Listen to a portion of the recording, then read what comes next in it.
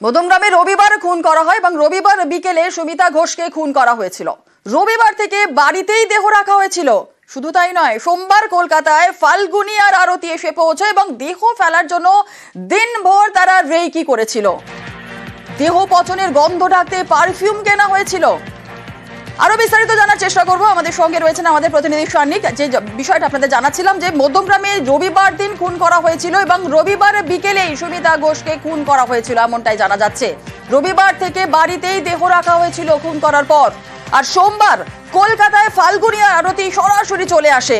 দেহ ফেলার জন্য তারা সারাটা দিন ধরেই কিন্তু রেকি চালিয়েছিল এমনটাও জানা যাচ্ছে। বিভিন্ন জায়গায় তারা ঘোরাঘুরি করেছিল দেহ ফেলার জন্য দিনভর রেকি, এবং দেহ পচনের গন্ধ ঢাকতে তারা পারফিউমও কিনেছিল এমনটাও জানা যাচ্ছে। একাধিক চাঞ্চল্যকর তথ্য উঠে আসছে। মধ্যমগ্রামে রবিবার দিন খুন করা হয়েছিল এবং রবিবার বিকেলে সুমিতা ঘোষকে খুন করা হয়েছিল। রবিবার থেকে বাড়িতেই দেহ রাখা হয়। সোমবার কলকাতায় ফাল্গুনির আরতি আসে এবং দেহ ফেলার জন্য দিনভর তারা কলকাতার বিভিন্ন জায়গায় তারা রেকি করেছিল। শুধু তাই নয়, দেহ পচনের গন্ধ দ্বারা ঢাকার জন্য পারফিউমও কিনেছিল এমনটাও তথ্য উঠে আসছে।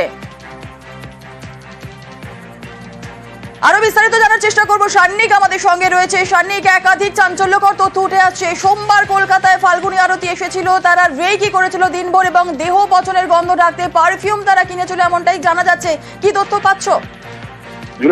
ময়না তদন্তের প্রাথমিক রিপোর্টেও আগের দিন এমনটাই উল্লেখ ছিল যে ময়না তদন্তের প্রায় 48 ঘন্টা আগে এই ঘটনা ঘটেছে। তারপর পুলিশি জেরার মুখে মা মেয়ে অর্থাৎ ফাল্গুনি এবং আরতি দুজনেই জানিয়েছে এই ঘটনা তারা ঘটিয়েছিল রবিবার বিকেল 4টে।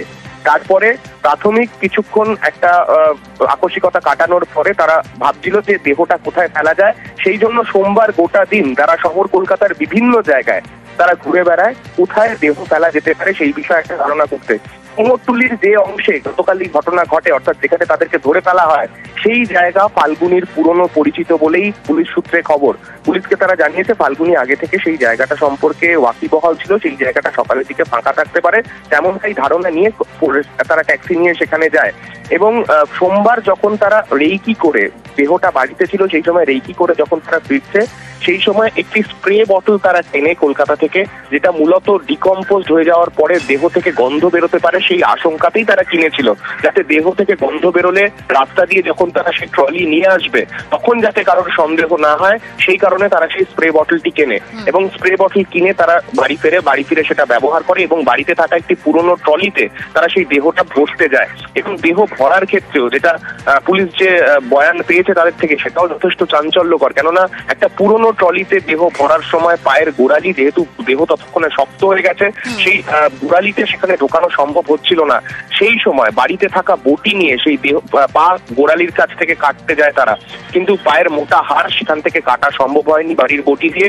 এবং তারপর তারা বটির যে শক্ত যে কাঠের অংশ রয়েছে সেই অংশ দিয়ে আঘাত করে করে গোড়ালিটিকে বেঁকিয়ে তারা সেই ট্রলির মধ্যেই ফিক্স করে। এবং তারপর সেই ট্রলি নিয়ে গতকাল সকালবেলা ভোর রাত থেকে তারা প্রথমে একদিকে আমরা দেখেছিলাম প্রথমে ভ্যানের সেই ফুটেজ আমরা দেখাতে পেরেছিলাম, তারপর ট্যাক্সিতে করে এনে কুমোরটুলিতে যখন নিয়ে আসে তারপর তারা ধরা পড়ে। জুনেলা, একেবারে ধন্যবাদ।